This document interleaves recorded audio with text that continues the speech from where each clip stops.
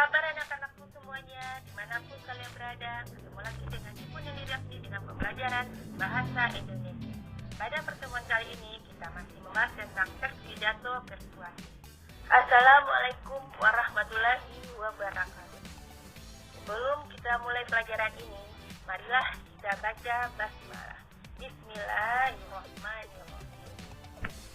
Pada pembelajaran terdahulu, kita sudah membahas tentang menelaah struktur teks pidato persuasi.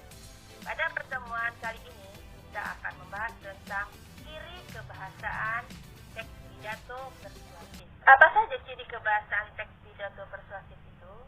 Ciri kebahasaan teks pidato persuasif itu ada 6. Yang pertama, menggunakan kalimat aktif.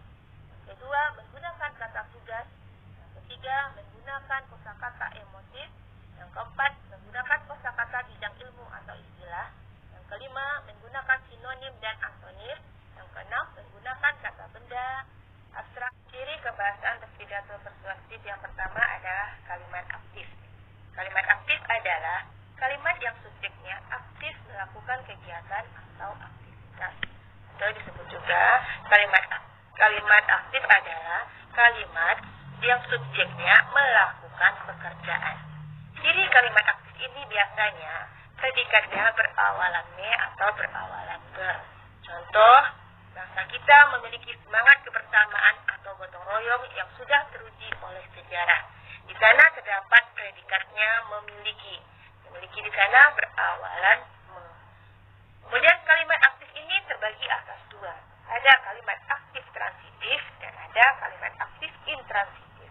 Kalimat aktif transitif adalah kalimat aktif yang predikatnya memerlukan objek. Seperti contoh yang sudah diberikan tadi, bahwa di sana terdapat objek. Yang mana objeknya? Semangat kebersamaan atau gotong royong yang sudah teruji oleh sejarah. Nah, kemudian kalimat aktif intransitif. Kalimat aktif intransitif adalah kalimat aktif yang tidak memiliki objek. Contoh, ibu memasak di dapur. Ibu adalah subjek, memasak adalah predikat, di dapur adalah keterangan. Jadi di sana tidak terdapat objeknya. Itu yang dimaksud dengan kalimat aktif. Ciri kebahasaan yang kedua adalah kata tugas. Kata tugas adalah kata yang secara gramatikal dapat berdiri sendiri, tetapi tidak dapat bergabung dengan afik dan tidak memiliki makna leksikal atau makna kamus. Jadi dapat disimpulkan di sini bahwa kata tugas itu adalah kata yang dapat berdiri sendiri, tetapi tidak dapat digabungkan dengan afik. Apa itu afik? Yaitu imbuhan, awalan, akhiran, dan sisipan, dan juga tidak memiliki makna. Apa saja yang termasuk kata tugas itu? Yaitu ada 5. Yang pertama, preposisi, konjungsi, artikula, interjeksi, dan partikel. Tugas yang pertama adalah preposisi. Preposisi adalah kata depan. Apa saja termasuk ke dalam kata depan itu? Yaitu dari, ke, di, pada, tentang, dalam, dan sebagainya. Kata depan ini dengan kata yang mengikutinya ditulis terpisah. Ya. Tapi sering siswa semua sering salah ketika penulisan ke dan di. Ke dan di ini sebagai kata depan seharusnya dipisah penulisannya. Biasanya kalian gabungkan. Ya, kata depan yang dipisah yaitu seperti ke ini adalah misalnya ibu pergi ke rumah nenek. Nah, kata ke dengan kata rumah itu dipisah. Nah, sedangkan kata ke yang disatukan yaitu misalnya ya, kita harus memupuk kesatuan. Kesatuan di sana adalah disatukan karena di sana bukan merupakan kata depan tetapi sebagai awalan. Yang kedua, konjungsi. Konjungsi adalah kata hubung yang menghubungkan kata dengan kata, frasa dengan frasa, klausa dengan klausa, dan kalimat dengan kalimat. Atau disebut juga dengan kata hubung ini atau konjungsi ini adalah kata sambung. Konjungsi ini ada 3 jenis, yaitu konjungsi koordinatif, konjungsi subordinatif, dan konjungsi korelatif. Konjungsi koordinatif adalah konjungsi yang menghubungkan 2 klausa atau lebih yang mempunyai kedudukan yang setara. Jenis konjungsi koordinatif ini adalah sebagai berikut. Yang pertama, Konjungsi koordinatif yang menyatakan penambahan. Biasanya kata hubung yang digunakan adalah dan. Yang kedua, konjungsi yang menyatakan perlawanan. Kata hubung yang kita gunakan untuk menyatakan perlawanan ini adalah tetapi. Yang ketiga, konjungsi koordinatif yang menyatakan pemilihan. Konjungsi yang digunakan atau kata hubung yang digunakan adalah atau. Itulah yang dimaksud dengan konjungsi koordinatif. Ya. Yang kedua, konjungsi subordinatif. Konjungsi subordinatif adalah konjungsi yang menghubungkan dua klausa atau lebih yang mempunyai kedudukan yang tidak setara. Jenis-jenis konjungsi subordinatif ini adalah sebagai berikut.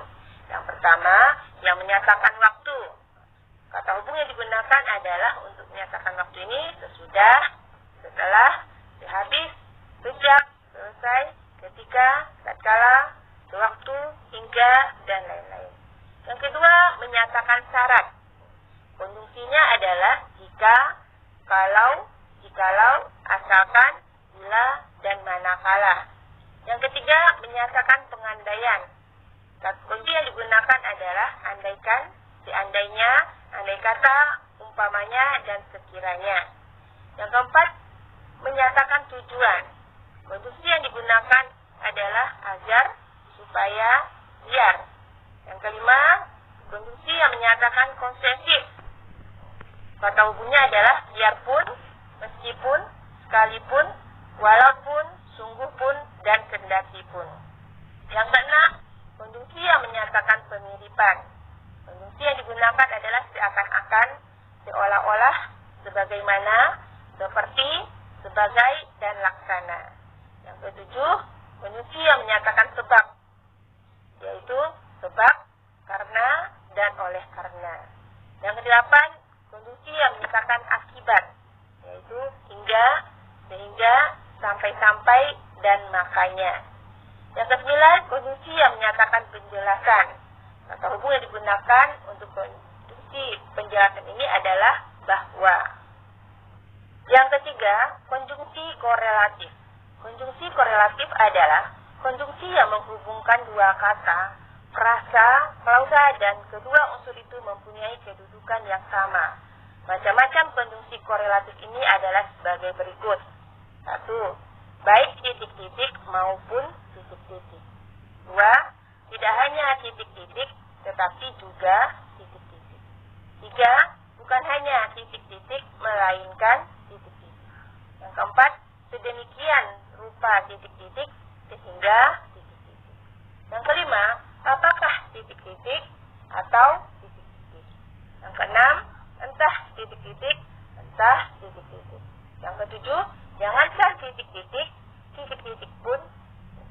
Itulah 3 jenis konjungsi yang harus kita ketahui. Jadi ada konjungsi koordinatif, konjungsi subordinatif, dan konjungsi korelatif. Kata tugas yang ketiga adalah artikula. Artikula atau disebut juga dengan kata sandang. Contoh kata sandang itu adalah si, sang, hang, dan tuah.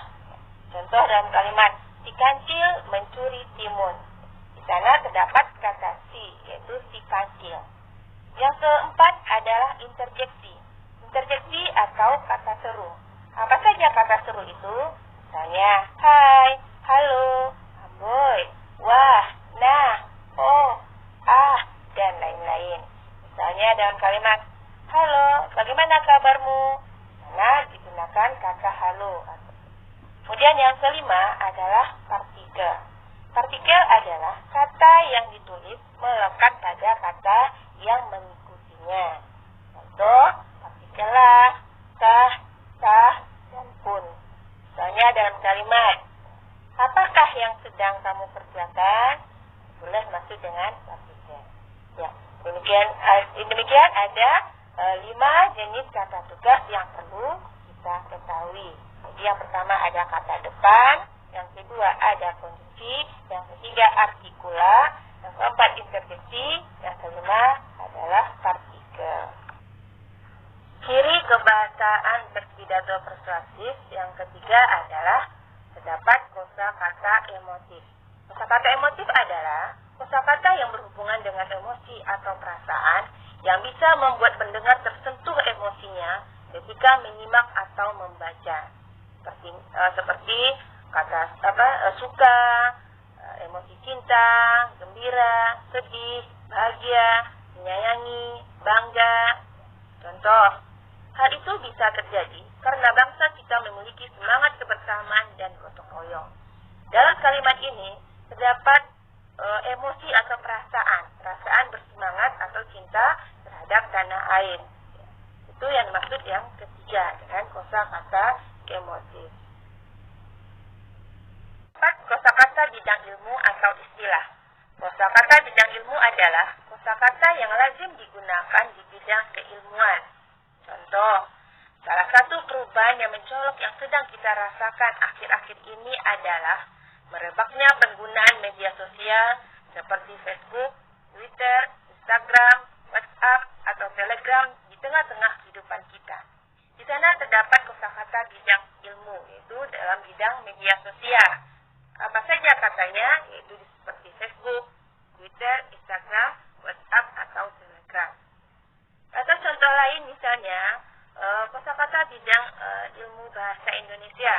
Misalnya, sinonim, antonim,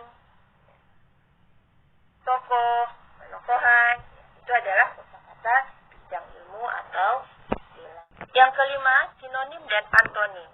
Sinonim adalah dua kata atau lebih yang memiliki makna yang sama atau hampir sama, atau disebut juga dengan padanan makna kata.